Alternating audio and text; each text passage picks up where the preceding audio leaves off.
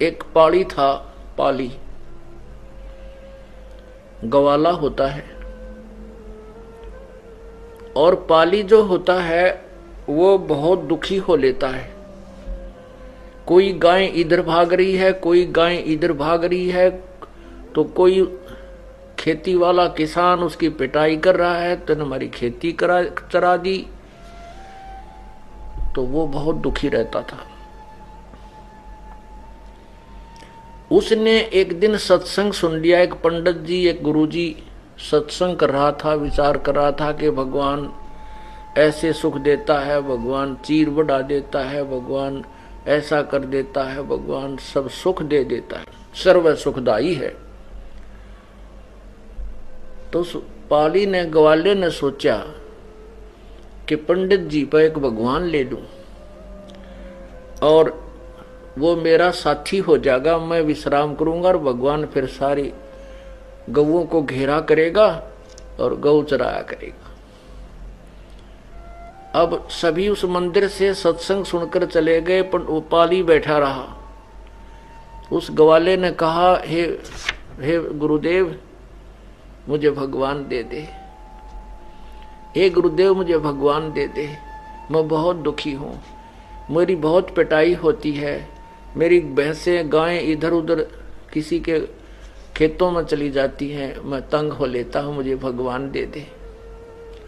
आप कह रहे थे ना भगवान सारे सुख देता है।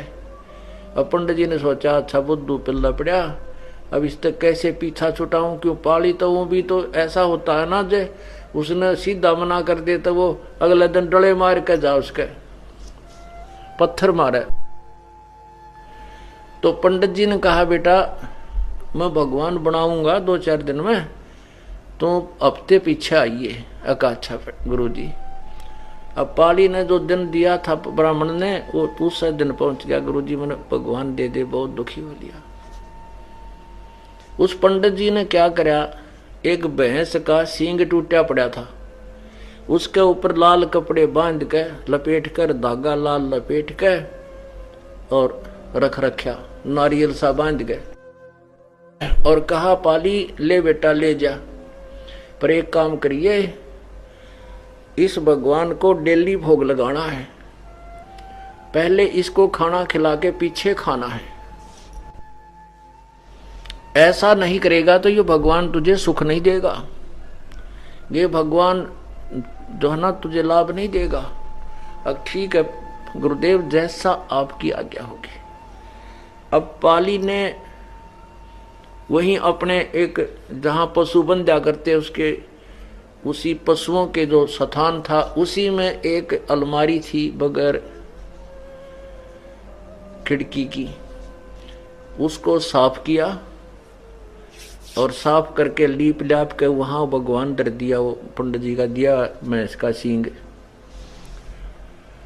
अब उसको जो आहार मिलता था खाने के लिए, उस पाली को उस आहार को लेकर के उस भैंस के सींग के पास रख लिया और कहने लगा, हे भगवान भोजन खा लो, हे भगवान भोजन पा लो। ये वो भगवान की था तो मूर्ख बना रखा था, उसको नहीं खाया, दूध रोटी नहीं खाई, वो आहार नहीं किया। तो उस बालक ने भी, पाली ने भी नहीं किया। सोचा भाई मेरे से कोई त्रुटि होगी। अगले दिन फिर नहा धो कर नेक्स्ट डे फिर रख दिया। वो उस दिन भी ना खाया, ना सुबह ना शाम, तो उस पाली ने भी नहीं खाया। ऐसे ही चौथे दिन जब पाली कति निढाल हो गया कि आज भगवान आप नहीं खाओगे तो ये दास भी नहीं खाएगा, बेशक मौत हो जा, आप मेरे साथ नहीं होगे तो मेरे को तो सारी उम्र का दुख हो गया। ये भैंसे चरानी, गाय चरानी, ये सूत में आती नहीं मेरा, इससे अच्छे मौत हो जाए वो बढ़िया।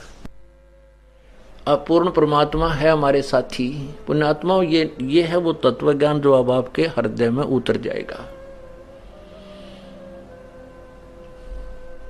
मैं रोवत हूँ सृष्टि को, ये सृष्टि रोवे मोहे, गरीबदास इस वियोग को समझ न सकता कोई। गीता जी अध्याय नंबर 15 के श्लोक 16 और 17 में स्पष्ट किया है कि इस संसार में दो भगवान हैं, एक क्षर पुरुष ये ब्रह्म काल, एक अक्षर पुरुष ये परब्रह्म, और इन दोनों के लोकों में ये प्राणी सब नाशवान है, ये स्वयं भी नाशवान है, केवल जीवात्मा अमर है। 17वें श्लोक में कहा है कि उत्तम पुरुष है तू अन्य परमात्मा इति उदाहरते। उत्तम पुरुष यानी वास्तव में पुरुषोत्तम कोई उत्तम भगवान तो इन दोनों से भी न्यारा है, जिसको परमात्मा कहा जाता है। और यह लोकत्रयम् अविश्य विभर्ति अव्यय ईश्वर है, जो तीनों लोकों में प्रवेश करके सबका धारण पोषण करता है, सबके किए कर्म का फल भी वही देता है, और निमित्त किसी जो जिसका पुजारी है निमित्त उसी को बना देता है। ये कबीर परमात्मा भगवान भक्ति की आस्था प्राणी में बनाए रखने के लिए जो भी जिस भी रूप में किसी देव को पूज रहा है,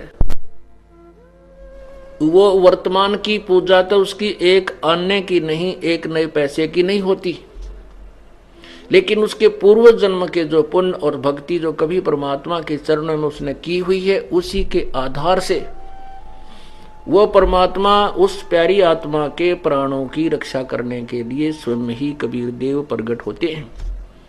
और वो जिसकी पूजा कर रहा है वो सोचता है कि मेरी मदद आज मेरे इसी भगवान ने की है, लेकिन ऐसा नहीं है। तो ये जो पाली था ये पूर्व जन्म का ग्वाला था, पूर्व जन्म का कोई पुण्यकर्मी प्रभु का, कबीर परमेश्वर का बच्चा था।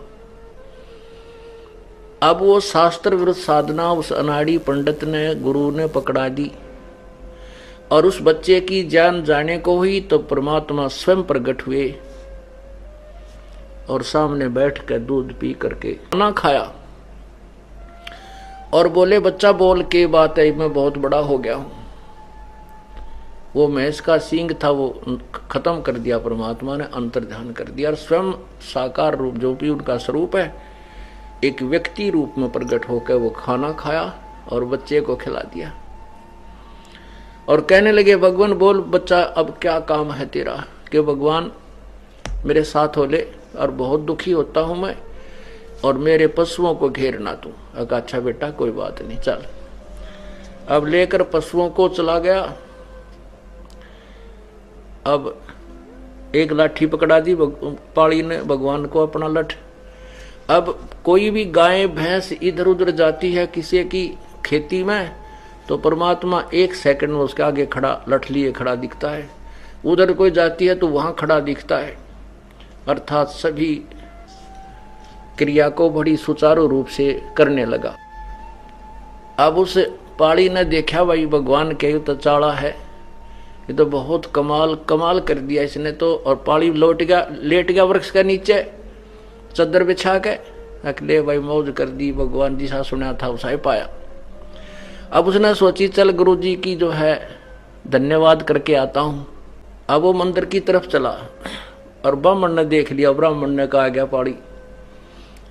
उसने सोचा कि आज यू तेरे डले मारेगा, क्योंकि वो तो भका रखा था। तो पंडित जी ने सोचे आज यू तेरे साथ झगड़ा करेगा, और इसने वह खोल के देख लिया होगा, क्योंकि उसको मना कर दिया था कि इसको खोल के नहीं देखना। तो पंडित जी अपना करड़ा हाथ दिल करे बैठा था, कह देखे कहेगा 2 गाल देकर चला जाएगा, और क्या करेगा ये। जब चरणों में प्रणाम किया और कहा, हे गुरुजी, भगवान जो है ना, भगवान ने 3 दिन रोटी नहीं खाई, और मैंने भी नहीं खाई, और चौथे दिन तो मेरे प्राण निकलने को हो गए। पता नहीं मेरे से क्या गलती बनी, पता नहीं क्या मुझे भगवान को भोग नहीं लगाना आया। चौथे दिन भगवान प्रकट हो गए, बड़े हो गए वो तो, पूरे आदमी के मनुष्य जितने। वो पंडित जी देखे उसके मुंह का, नहीं यो आज भांग पी कर नहीं आया है, क्या बोल रहा है। और भगवान ना पूरा सही काम कर रहे हैं, पूरा सुख दे दिया मेरे तथा। सारे पशुओं को घेर लेता है। मैं थोड़ी देर देखा कि कहीं ये गड़बड़ तो नहीं कर देगा पिटाई वो मेरी, तो भगवान तो बहुत ही अच्छी तरह पशुओं को घेरता है। अब पंडित जी ने सोची कि भाई वो बालक है, झूठ भी ना बोलता, इसकी बात कुछ ऐसी लग रही है, भोली भाली, झूठ तो नहीं बोल रहा। कहने के बच्चा वो भगवान कहाँ है कि चाल दिखाऊं? खेत में, वहां देख, वो वहां मेरे पशुओं को घेर रहा है, अब चल मुझे दिखा। वहां जाकर देखा, पंडित जी ने तो लठ लठ दिखा, भगवान ना दिखाई दे, क्योंकि निर्भाग आदमी को थोड़ा दिखा कर, वो तो निरा बकाया कर था, मंदिर में बैठ कर दुनिया को ठग रहा था, तो उसने तो वो लठ लठ दिखा, लाठी लाठी, भगवान दिखाई नहीं दे रहा। तो पंडित जी कहता है कि कहाँ है बेटा भगवान? कि वो दिखता नहीं, वो सामने लाठी लिए खड़ा, वो कभी लाठी इधर जाती दिखा, कभी लाठी इधर आती दिखा। पंडित जी का पसीने आ गए, क्यों तो भाई कोई प्रेत परात दिखा है, कोई जंद सिद्ध कर लिया हो गया इसका। तो कहने लगे बेटा मुझे तो दिखाई नहीं देता। अग नहीं दिखता, देख यूं खड़ा, उड़ जाकर वो तो ब्राह्मण पाड़ी तो भगवान की बाह पकड़ रहा, यूं रहा भगवान, और उसने दिखा को नहीं, उसको लाठी लाठी दिखा, डंडा लिए भगवान खड़े थे। तब उस पाली ने कहा परमात्मा मेरे गुरुदेव को भी दर्शन दे दो। हैं? तो फिर उस अनाड़ी को भी दर्शन दिए। तब परमात्मा ने उस पांडे को कहा कि नालायक, क्यों दुनिया को गुमराह करता है तू, अपने कर्म बना ले। उस दिन के बाद उस पांडे ने भी बकवाद करनी छोड़ दी और प्रभु ने उसको उपदेश दिया, उसका कल्याण करी।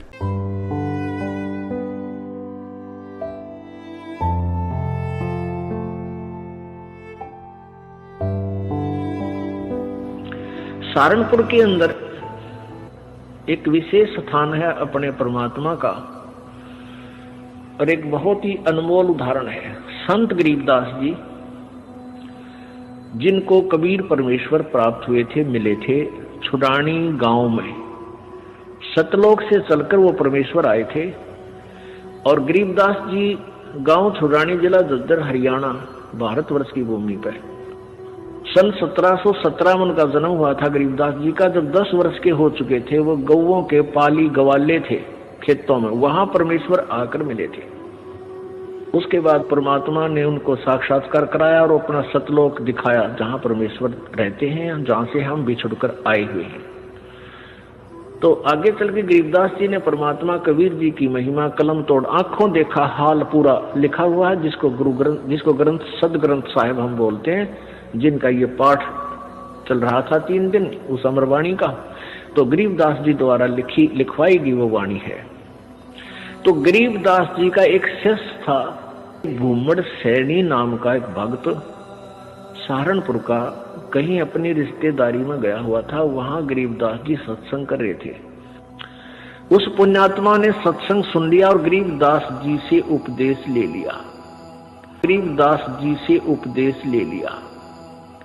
फिर वो छुडानी जाने लग गए, जहां गरीबदास जी प्रत्येक पूर्णवासी को सत्संग किया करते थे। अब वो धीरे धीरे इतने प्रभावित हो गए, वो भूमड़ भक्त सैनी, के प्रतिदिन न प्रति महीना सहारनपुर से चलकर छुडानी आने लग गए। पहले तो धीरे धीरे ज्ञान होता है, फिर इतनी श्रद्धा बन गई कि सहारनपुर से चलकर गांव छुडानी, जिला झज्जर में वो प्रत्येक महीना आते। पहले ना तो कोई कन्वेंस थी, ना कोई रास्ते थे, पैदल आना सहारनपुर से चलकर। सहारनपुर से मेरे ख्याल में झज्जर छुडानी गांव 100 किलोमीटर से 150 से 200 किलोमीटर के आसपास है। अब वहां से पैदल चलना, और पहले वर्षा के दिनों में ये जैसे बीच में दरियाएं बहा करती थी, उन पर कोई पुल भी नहीं था, वो आते थे। वो ऐसे पिछले 1 वर्ष से ऐसा उसने प्रक्रिया कर ली। अब गरीबदास जी ने कहा बेटा ऐसे दुख ना पाया कर, तो 1 आधा महीना छोड़ कर आ जाएगा। नहीं बोला गुरुजी मेरे पर डटया नहीं जाता, मुझसे रुका नहीं जाता।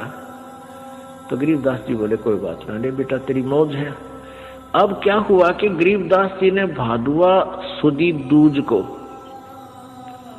शरीर छोड़ना था, उससे पहले उस भगत से कह दिया बेटा अब तू यहां मत आना, ये मेरा ऑर्डर है, आज के बाद यहां नहीं आएगा। अब भूमड़ रोने लग गया, भूमड़ भगत रोने लग गया, काफी रोता रहा कि गुरुजी ने ये बड़ा आदेश दिया, क्या बात है, मेरे से कोई त्रुटि बन गई, कोई गलती होगी मेरे से। परमात्मा गरीबदास जी बोले बेटा क्यों रो रहा है? कि जी यूं रो रहा हूं, मुझदास से कोई गलती तो नहीं बन गई, आपने यहाँ न आने का, आपके दर्शन ना करने का आदेश दे दिया। परमात्मा ने कहा, गरीबदास जी ने कहा कि दर्शन ना करने का आदेश नहीं दिया मैंने, यहाँ न आने का आदेश दिया है। मैं तेरे पास वहीं आऊंगा बेटा। बालक मैंने शादी कर दी, 4 लड़के थे, 2 लड़की गरीबदास जी के पास संतान थी। लड़कियों ने शादी नहीं करवाई, ब्याह नहीं करवाया था, वो आजीवन ब्रह्मचारी रही थी अपनी भक्ति की। 4 बच्चों का ब्याह कर दिया। अब मैं फ्री हूं बेटा, वहां आऊंगा तेरे पास, और तेरा बाग है बताते हैं वहां, अच्छा कहाँ जी आपकी दया है, आपकी कृपा से तो सब कुछ हो रहा है। तो भाई उस बाग में मेरी एक झोपड़ी डाल दिए बेटा, मैं भी अपना भजन करूंगा और तेरे को सेवा दर्शन हो जाएंगे। तो बड़ा खुश होया और वापस चला गया। अब इंतजार कर रहा है, गुरुजी आए नहीं। उधर क्या हुआ, गरीबदास जी ने वो शरीर छोड़ दिया भादुआ सुदी दूज को सन 1778 में।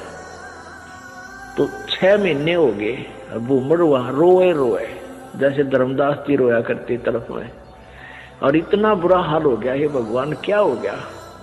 और उधर से उसका बाग सूख गया, बाग कति सारे में कीड़ा लाग के कति सारा सूख गया। उसने सोची भाई मेरे भगवत जरूर अवश्य गलती बनी है, जब गुरुदेव ने मुझे वहां दर्शन करने की मनाही कर दी, और इधर से यहाँ मेरा बाग सूख गया। अपने आप को कोस रहा है, अपने अवगुणों को ढूंढ रहा है, मैंने कौन सी गलती ऐसी कर दी जो गुरुजी रूस के मेरे थे। तो 6 महीने रोता रहा। बसंत पंचमी के दिन गरीबदास जी भादुआ में शरीर छोड़कर बसंत पंचमी के दिन उसी शरीर में 61 साल की आयु के शरीर में, और वह भूमड़ के घर पर जाकर सच्चाई बोल दी। अब भूमड़ चरणों में पड़कर खूब रोया, है भगवान मन तने सोच ली थी कि मेरे से कोई गलती बन गई, गुरुदेव आप रुष्ट हो गया, पाए कोई ना। गरीबदास जी बोले भाई कोई बात ना बेटा, थोड़ा सा लेट हो गया, मैंने काम हो गया था, और भाई मेरा जो ना उस बाग में झूपड़ी डाल दे, जो तेरे बाग है ना, यहाँ घर में तो मैं नहीं रह पाऊंगा, वहां के एकांत में भजन कराया तुम्हें। तो भूमड़ बोला महाराज जी वहां तो बाग तो सूख गया। गरीबदास जी बोले सूखे बाग में झोपड़ी डाल दे मेरी, कोई बात नहीं। अब गुरु जी की आज्ञा पाकर उसने वहां एक झोपड़ी, एक हट बना दी फूस फास डाल के। हफ्ते पाछे वो सारा बाग हरा भरा हो गया। गरीबदास जी वहां बैठते ही सारा नगर देखने आया, वो पूरा शहर देख, छोटा गांव था जो भी शहर बरवाड़ा जितना, सहारनपुर, यानी 200 वर्ष पहले की बात है। तो सारा गांव नगर देखना आया, बहुत से उस चमत्कार से भाई भूमड़ कहे मेरे ये गुरुजी हैं जिनकी मैं रोज महिमा गाया करता था, ये बड़े सिद्धि युक्त हैं, बड़े पहुंचे हुए महात्मा हैं, और भाई बहुत से मुसलमान और हिंदू गरीबदास जी के शिष्य वहां हो गए। अब क्या बात है कि वहां ये दास क्या बताना चाहता था, एक सिद्धि वो चोले धारे, एक सिद्धि नी तत्व विचार है। वहां एक लाल दास नाम का सिद्ध पुरुष था, उसका भी जहां गरीबदास जी का आश्रम बना हुआ छोटा सा, जहां उन्होंने दोबारा शरीर छोड़ा था, उसके साथ में ही 300-400 फुट की दूरी पर लाल दास जी का बहुत बड़ा मंदिर बना रखा है। वो शिव विष्णु पुजारी था। अब क्या हुआ कि वहां 35 वर्ष तक गरीबदास जी उसी रूप में रहे। हिंदू और मुसलमान दोनों ही गरीबदास जी के शिष्य बने, क्योंकि ये ज्ञान ही एकता उपजाने का है। उनका ऐसा ज्ञान है कबीर जी का। तो वहाँ शहर सहारनपुर शहर के अंदर एक आश्रम बना हुआ है, भूमड़ का पूरा घर था, वो उसका संतान नहीं थी। परमात्मा ने उसका कल्याण करना था, इसलिए उसको झंझट में फंसाया नहीं, तो उसने सारा ही अपना घर भी आश्रम के रूप में बना दिया था। आज भी वहां विद्यमान है। गरीबदास जी की परंपरा का एक आधा कोई भक्त वहां रह रहा है, ये दास देख के आया था। तो वहां 35 वर्ष की आयु के बाद शरीर छोड़ दिया, तो वहां उस बाग के अंदर ही उस शव को अंतिम संस्कार वहां दफना रखा है वो शरीर। तो अब क्या हुआ, तो शरीर छोड़ दिया गरीबदास जी ने, यानी शरीर त्याग दिया वहां पे, तो वहां काफी भक्त शेष हो गए थे। तो उन्होंने सोचा भी छुड़ानी वाले जो इनके वंशज हैं, गरीबदास जी के बच्चे हैं, संतान है, उनसे पता करके आओ कि महाराज जी के शरीर को यहाँ लावा या वहीं अंतिम संस्कार कर दे। 2 घोड़ों पर 2 व्यक्ति सहारनपुर से चले, छुड़ानी आए। तो उनसे कहा कि भाई ऐसे ऐसे गुरुजी ने शरीर त्याग दिया है, महाराज गरीबदास जी ने, यानी आपके दादा ने, दादा ने, पिताजी ने, जैसे भी उनके नेक थे, तो सहारनपुर में, और आप बताओ क्या करना है उनको। यहाँ कहो तो यहाँ लाए कोई बैलगाड़ी में डाल के, और या ये कहो कि वही अंतिम संस्कार कर दे, तो आप साथ चलो हमारे, उनका अंतिम संस्कार कर देते हैं। गांव वाले कहते हैं अभी तुम क्या कहने लगे, वो उनके गरीबदास जी के वंशज यानी पोता पोती बेटा बेटी कहने लगे कि क्या कह रहे हो भगत आप। गरीबदास जी यानी गुरु महाराज तो 35 वर्ष पहले शरीर छोड़ दिया था, और ये इनकी यादगार बना रखी। छुड़ानी में एक छतरी बना रखी है, छतरी साहब बोलना उसको, जहाँ गरीबदास जी के शरीर का अंतिम संस्कार करा था, वो एक यादगार बना रखी है। वो छोटी सी थी, अब तो बहुत बड़ा मंदिर गाड़ दिया इन्हें। एक छोटी सी थी, जैसे आम यादगार सी बना देते हैं, ज्यादा से ज्यादा 10 फुट 5-7 फुट की ऊंची और 10 बाई 10 फुट चौड़ी से। वो आज भी सेंटनों के विद्यमान है, जो ओरिजिनल है। उसके बाद उसके ऊपर और कुछ बना दिया, तो सारे गवाही के दे अरुणों के ना, भाई महाराज जी तो वहां शरीर छोड़ रखा है सहारनपुर में। तो उनका ना यकीन होया। 2 व्यक्ति घोड़े पर सवार होकर वहां से घोड़े लेकर और फिर वहां पहुंचे। वहां जाकर देखा जो कहते हो शरीर, और वही गरीबदास जी वहां शरीर छोड़ रखे। तो छुड़ानी वाले बोले भाई इनकी लीला तो अपरंपार है, यही अंतिम संस्कार कर दो, वहां तो पहले हो चुका है। तो वो वही अंतिम संस्कार यानी नीचे एज इट इज शरीर दफना दिया, ऊपर यादगार बना रखी। ये दास वहां गया सन 1998 में, तो वहां देखा, यही बिल्कुल क्लियर देखने के लिए सच्चाई है या कैसा है, बिल्कुल सच्चाई पाई। और वहां विराजमान एक लेडी सन थी, उसने बताई कि जी ऐसे ऐसे सारी कहानी सत्य है। उनके समय का वहां एक पलंग भी है जिस पर गरीबदास जी विश्राम किया करते थे। वहां ग्रंथ साहब भी यही लिखा हुआ था, हस्तलिखित उनके पास विद्यमान है। फिर वो देखा जा करके वो बाग में जहां उनका अंतिम संस्कार किया था, तो वो यादगार जो बना रखी थी वाला वो 150 वर्ष पुरानी होकर के जीर्ण शीर्ण सी भरी थी। तो हमने उनसे कहा कि आपकी आज्ञा हो तो हम इसको दोबारा रिकंस्ट्रक्ट कर दें, न तो पड़ेगी को गिर के किसी चोट लगेगी, को दर्शक होगा। तो वो कहने लगे जी ऐसे कर दो। फिर हमने क्या किया कि नीचे का पोर्शन नहीं छेड़ा, वो पुरानी छोटी छोटी ईंटों से बना हुआ था, उसके ऊपर की दोबारा से बढ़िया ईंटों से और एक अच्छा गुम्बद सा बनाकर वो तैयार किया, और उसके ऊपर पूरा एक बोर्ड लगा रखा है, पूरी कहानी लिखी हुई हमने कि ऐसे ऐसे ये हुआ था। अब कहने का भाव ये है दास का कि उन्हीं के साथ में एक लाल दास जी थे। तो उनके बारे में क्या प्रसिद्ध था कि वो अपने भक्तों के निकलता था तो मांगने जाता था आहार। एक कहता था मेरे पास हमारे घर भी आए थे लालदास जी, एक दूसरे शहर में कहता था यहाँ भी लालदास जी आए थे। तो वो एक सिद्धि बहुचोल्य धार है, उसके पास एक हल्दी की गांठ थी या हल्दी की एक ही गांठ थी, यानी एक सिद्धि थी, उसने महात्मा पा गया। लालदास जी के क्या करते, उसने अपना नियम बना रखा था वो सिद्धि से यानी वहां जाता था, गंगा पर स्नान करके आता था। प्रतिदिन सुबह उठता और गंगा पर स्नान करने जाता था और शाम को वो वापस आ जाता था। अब सुबह 4 बजे चलता, शाम ने आता। ऐसे उसने अपना मनमुखी नियम बना रखा था। एक बार वो बीमार हो गया। बीमार हो गया तो चिंतित हुआ। गरीबदास जी उनके पास जाते थे, उन्हें ज्ञान भी समझाते थे, पर वो अनाड़ी कति नहीं माना था। वो इतना बीमार हो गया कि उसको चिंता होगी कि भाई मैं अब स्नान नहीं कर सकूंगा गंगा में। तो गरीबदास जी उसको चिंतित देखकर कहने लगे, भाई चिंता ना करे, सवेरे गंगा यहीं आ जाएगी तेरे आसपास ही। अब उसने चिंता होगी कि भी कैसे आवेगी। गरीबदास जी ने वहां जाकर खड़ा हो गया कि आजा लालदास। जहां लालदास जी का वो आश्रम है उससे 100 फुट की दूरी पर वो अब भी गंगा बह रही है। छोटी सी नाला सा है, उसको गंगा जैसा ही जल है उसमें।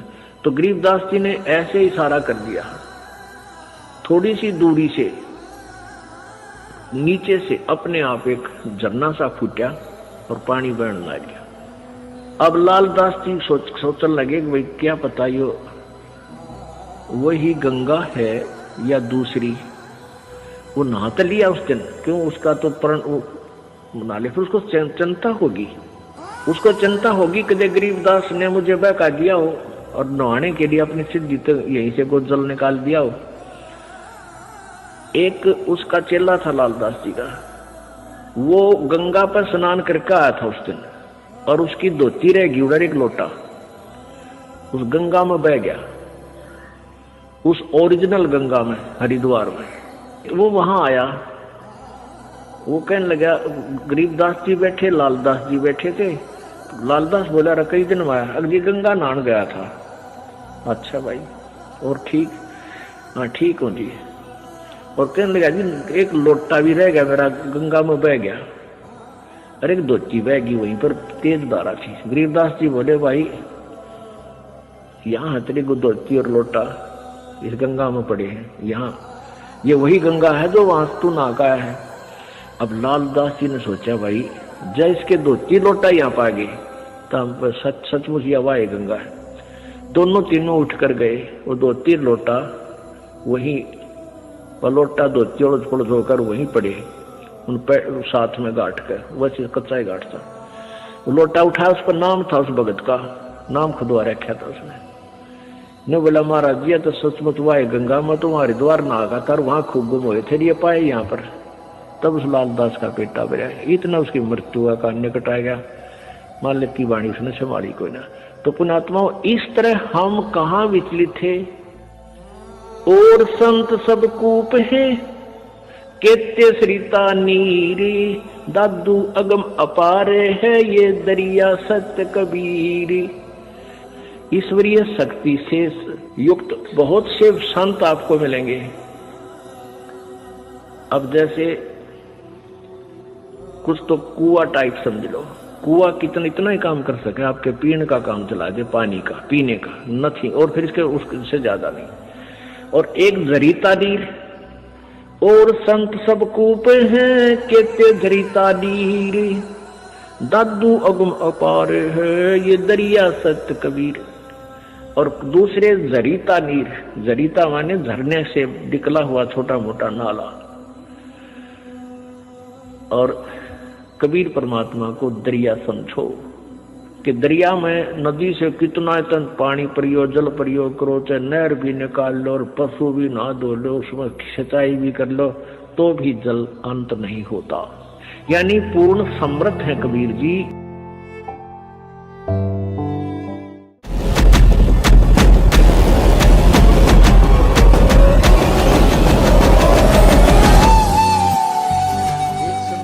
गांव में एक सेठ रहता था और उसने अपने गुरुजी से जो ज्ञान प्राप्त किया था उससे ये पता लग गया था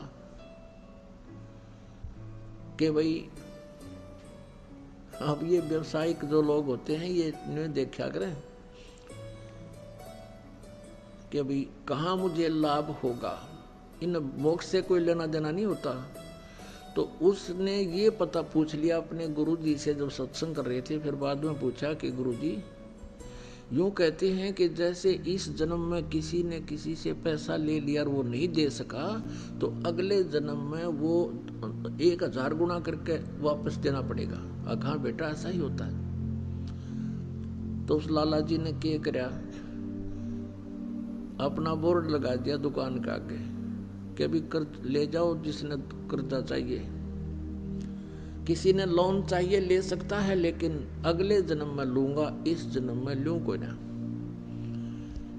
अब ये जो पैसे के पुजारी होते हैं, ये इसे इतनी गिरजैन की वृत्ति बताते हैं। एक लाला जी मर गया, यम के दूत पकड़ के ले गए, उससे पूछने लगे, भाई तेरे को पहले स्वर्ग में भेजा या नरक में, क्योंकि तेरे इतने पुण्य इतने पाप।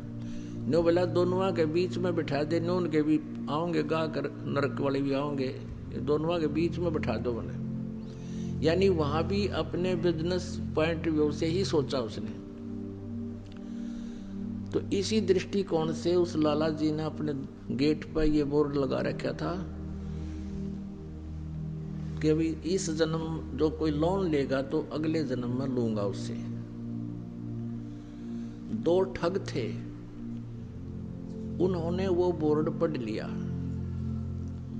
वो चले थे चोरी चारी करने, उन्होंने बोर्ड पढ़ लिया। उन्होंने बतलाया रही साहब मूर्ख, हमने तो पहली बार देखा, मेंटल तो नहीं है। अब उससे बात करी, भाई लाला जी हमने 200 रुपये कर्ज दे दे। बोले ले ले भाई। वो पक्का करे थे, वो कहने लगे, भाई देखा हम तो जल्दी देवांगे, व्यवहार के पक्के आदमी हैं। वो कहने लगा, ना भाई मैं तो अगले जन्म में लूंगा। अब उन्होंने फिर पक्का कर करना, भाई हम तो 6 महीना के भीतर तेरे वापस दे देंगे ब्याज रुपया। वो बोला, ये ब्याज लूंगा और अगले जन्म में लूंगा, ना तो जाओ। तो उन्होंने सोचा, अच्छा भाई ले अगले जन्म में ले। उन तो ठगना था ही वो। उन दोनों ने अपने 200 रुपये या जैसा भी 100 या 500 लिए और दरे गठड़ी में चल पड़े। आगे वो चलते जा रहे थे, एक गांव के बाहर एक तेली का घर था। पहले तेली होते थे, कोल्हू चला करते थे बैल से, और उसमें सरसों पीड़ा करते थे और तेल बनाते थे। उस तेली के आंगन में कोल्हू लग रहा था, एक बैल तो चल रहा था, कोल्हू चला रहा था, एक वहां खड़ा था, पेड़ से बांध रखा था। तेली किसी कामवश गांव में गया हुआ था, वो दोनों वहां रुक एक जलपान कर ले, पानी पी लेते हैं। उन्होंने पानी पिया तो दोनों बैल बतलावे थे, आपस में बातें कर रहे थे। अब जो बैल चल रहा था उसमें कोल्हू में उसने पूछा जो बैल खड़ा था कि भी तेरा कितना लेन देन इस तेली के साथ बचा है। अब वो खड़ा बैल कह रहा है कि अभी कल जो है ना एक व्यक्ति आवेगा और मुझे इससे मोल ले जाएगा 200 या 400 रुपए में। वो उस तेली का वो इतने पैसे मांगता है, और वो जो मुझे लेने आएगा वो मेरे 1200 रुपये मांगता है। उसके सारा हिसाब किताब लाकर 1200 रुपये ब्याज ब्यूज के हो रहे हैं। और वो फिर क्या होगा, मुझे यहाँ से ले जाएगा। आगे एक राजा ने हाथियों का युद्ध करवा रखा होगा आपस में भिड़ंत, और उसमें इनाम रखा होगा 12 रुपये का रखा हुआ है। मुझे वो ले जाएंगे, उनका वो तमाशा देखने लग जाएंगे हाथियों के झगड़े लड़ाई को, और मैं उस हाथी को हरा दूंगा जिसने सबको पराजित कर दिया होगा, और फिर मुझे 1200 रुपये का इनाम मिलेगा मेरे उस मालिक को, तो यहाँ से ले जाएगा। मेरी मृत्यु हो जाएगी, मेरा उसका हिसाब बराबर हो जाएगा। भाई मैंने पिछले जन्म में उससे जो ना 20 रुपये लिए थे, आज वो 1200 हो गए।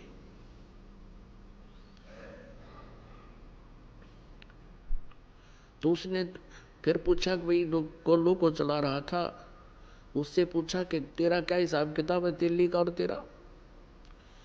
उसने कहा भी मेरा और इसका हिसाब पूरा होने वाला है और मैं 1-2 घंटे में मर जाऊंगा। इतने में वो तेली आ गया और उनका कलेजा हिल गया। अगर तेरा गजब हुई है, बैल बोले और बैल बोले है तो बस साची ये पाओगी, ये तो अनहोनी है, भगवान ने बुला रहा है इन्हें। तो उनने सोचा भी आज रुकना पड़ेगा यहाँ और कल देखेंगे यू मरेगा किस टाइम यू बैल और वो किस टाइम ग्राहक आएगा।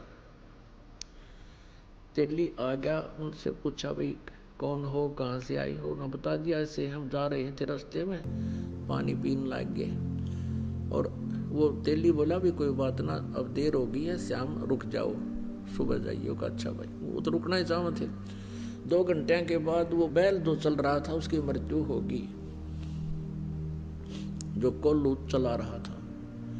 अब उन दोनों का दिल धड़क धड़क करने लगा रहे, या तो सच्ची हुई भाई। उधर से अगले दिन सुबह एक व्यक्ति आया और उस तेली से कहने लगा भाई कोई बैल बता मुझे, या तेरे पास होता है बैल दे। अब तेली का ये डर हो गया कि भाई चलता चलता बैल मर गया, कोई बीमारी आ गई पशुओं में और इसने बेच दे जल्दी तो दूसरे को भी और लाऊंगा कोई। उसने उसके 500 400 100 200 जिसे रुपये मांगे और उसने दे दिए। वो दोनों जने अपनी पोटली कड़क बांध गए, उस बैल लेकर गया था उसके साथ साथ चल पड़े। ये और देखेंगे वहां पर ये बताए थे इन्होंने कि बैल हाथी को हराएगा। वहां क्या हुआ कि वो जाके खड़े हो गए, दंगल लगा हुआ था, हाथी आपस में कुश्ती कर रहे थे, एक हाथी सबको पराजित करता हुआ चल रहा था और लास्ट में वो अकेला खड़ा हो गया कि और लाओ वे जिसका कोई हाथी हो, गुड़ाओ इसके साथ, ये केसरी हो गया। वो जाकर खड़े होकर तमाशा देखने लग गया। बैल पकड़ रखा था रस्सा हाथ में, वो बैल हाथ से रस्सा छुटा कर हाथी की तरफ भाग लिया। लंबे लंबे सींग थे पहने पहने। हाथी ने उसका सूंड मारा, वो सूंड लग गया, सींग फंस गया सूंड में और हाथी मारा किल की चंगाड़ और बाज गया। हाथी का सूंड में दर्द बहुत होया करे। हाथी किल की मारा, रोवर लीद कर, उसने सोची मेरा ने किया गया सिंगाड़ा, हाथी भाग गया। तो वो विजयी हो गया बैल। 1200 रुपये राजा ने इनाम दे दिया। वो 1200 रुपये उनके पास आए उस बैल वाले के पास, उसी समय बैल की मृत्यु हो गई। अब वो दोनों जने उनके पैरों तले की जमीन खिसकन लगी, क्या तो बूंदी बनेगी, बैल बनना पड़ेगा इस लाला जी का जिसके पैसे ले आए हम। वो दोनों वापस आ गए। अगले दिन 9 के 9 दोनों ने पैसे रख दिए, सेठ जी अपने पैसे पकड़े, ये मारा पर उपटा ही पे। लाला जी ने ठाकर बाहर गली में फेंक दिए, अकमार मेरा लेखा कितने ले जाओ, हम ना मैं ना लू, अगले दिन में लूंगा। और वो ठाठा उल्टे धरे उसके हाथ जोड़े, लाला जी माफ कर दे, अगले जा मैं ना लू कती भी। वो बाहर फेंक गए। उन्हें सोची बड़ा साका होया भाई। अब वो उठा कर उसने वैसे तो गेरे के ऊपर क्योंकि देना पड़े, वो तो बहुत सुरक्षित रखने पड़े उनको, कदे को छीन भी ना ले जा, थारे बचाव रखे। तो उसने सोचा वे साधु संतों के पास इसका कोई समाधान होता है। एक संत कहीं बैठा था, वहां पहुंच गए और कहने लगे महाराज जी हम एक कसूते संकट में फंस गए, कोई समाधान बताओ। सारी कहानी बता दी। अब वो संत बोला भाई एक काम करो, इसका कोई धर्म पुण्य में ला दो लाला जी के नाम पे। तुम यूं करो, एक धर्मशाला बनवा दो मेन रास्ते पे और एक कुआं बनवा दो, उस पर लिखवा दो लाला जी उस सेठ का नाम कि उसके नाम की धर्मशाला। और तुम यूं करियो, उसमें किसी को रुकने मत देना और ना उस कुएं में पानी किसी को पीने देना। बोला जी फिर क्या होगा? फिर तुम बताओगे क्या होगा, और जो मैं कहूँ इतना कर दो। अब वो ने सोचा भी महात्मा ने जो कहा है तो बात फिर ये जाना आगे क्या होगा। उन्होंने एक मेन रास्ते पर जो स्टेशन से उतरकर गांव को आता था, स्टेशन से उतर करके जो यात्री आते थे उस नगर के स्टेशन 2-3 किलोमीटर की दूरी पर था नगर से, उसके बीच में बनवा दिया। उसके मतलब 2-2.5 किलोमीटर था तो 1.25 किलोमीटर दूरी पर बना दिया। और वो कुआं बना दिया, एक धर्मशाला बना दी, लिख दिया लाला जी का नाम जिस पर उन्होंने लोन लिया था, उधार ली थी। अब वहाँ यात्री आवे और पानी पीने या थोड़ी देर विश्राम करने के लिए धर्मशाला की तरफ जाऊं, वो दोनों लकड़े लठ लेकर, खबरदार तो यहाँ आगे होता है, चलो यहाँ से। तो वो कहने लगे भाई क्यों, तुमने धर्मशाला बनवा रखी, कुआं बनवा रखा, तो रुकने क्यों नहीं देते, जल क्यों नहीं पीने देते। हकीम लाला जी ने पूछ लो भाई, इसने मना कर रखा है कि यहाँ हम दोनों नौकर छोड़ रखे हैं और कह रखा है ना इसमें किसी को रुकने देना, ना इसमें पानी पीने देना किसी को। इमाम आदमी ने बोले बड़ा मूर्ख आदमी, इतना पैसा ला दिया और फिर किसी को यहाँ टिकने भी नहीं देते आयो, यो कैसा लाला जी, वह सब गाली देते जाओ। एक दिन उसका समधी आ गया, उसके लड़की ब्याह रखी थी, वो समधी भी आया, उसने देखा पढ़ा अको हो तो अपने ही रिश्तेदार का बनवाया हुआ है, और अच्छी मरोड़ सी में पहुंचा, चला उधर को, वो दोनों लकड़े लठ ले गए। खबरदार जो इधर आया था, वो कहने लगा क्या बात भाई, मैं इसका रिश्तेदार हूं। ने बोला बाहर चल, तू किससे का रिश्तेदार हो। इसने ये कह रखा इस सेठ ने कि इस धर्मशाला में कोई रुक नहीं जा और इस कुएं से कोई पानी नहीं पी ले, हमारी ड्यूटी ला रखी। वो कहने लगा रहा ये बड़ा नालायक आदमी, मैं तो इसको बहुत अच्छा आदमी समझू था रिश्तेदार को, ये तो जमा दुष्ट इंसान है, बता। प्याऊ बनवा रखी, कुआं बनवा रखा, धर्मशाला बनवा रखी, तो किसी को रुकने नहीं दे रहा। वो आया फिर अपने रिश्तेदार के घर आना ही था उसने, तो उसने उससे कहा रे तू बड़ा नकम्मा आदमी, क्यों तो इतना पैसा लगावा था, तने वहां कितने पैसे लगा रखे, धर्मशाला बनवा रखी, कुआं बनवा रखा, और वो 2 मस्टंडे छोड़ रखे, तन ना पानी पीने देते किसी ने और ना वहां रुकने देते, फिर क्यों इतना पैसा बर्बाद किया, तेरी बुद्धि खराब होगी क्या। अब उन्होंने सोचा भाई कौन सा, कहाँ धर्मशाला है, कौन सा कुआं है। वो काफी देर सोचता रहा, क्या बात है, क्या कह रहे हो आप, कह के मैं झूठ रहा हूं, तेरा नाम लिख रखा और तेरे नाम से धर्मशाला बनवा रखी, कुछ लाला जी ने धर्मशाला बनवा रखी है, उसी ने ये कुआं बनवा रखा है, और वहां 2 खड़े हैं, वो लटली है, इन्हों किससे नियाण दे, लाला जी ने कह रखी है। उसने सोची देखूं तो कहा, वो दोनों जने आए, देखे तो वह खड़े सामने लटले। वो जान गया कि ये तो भाई मेरी बेइज्जती करवा दी न। तो कहने लगे भाई तुम क्यों कर पीछा छोड़ो मेरा। वो सेठ बोला, ने बोला हमारी वो कलम तार दे और कह दे मेरे आए हो लिए भाई ये 2 जोड़े हाथ, मैंने तुम्हारे अपने लोन खत्म कर दिया और मान लिया भाई तेरा, तुम्हारे सारे पैसे आगे, मेरी बेइज्जती ना करो तुम। तो वो अपने गए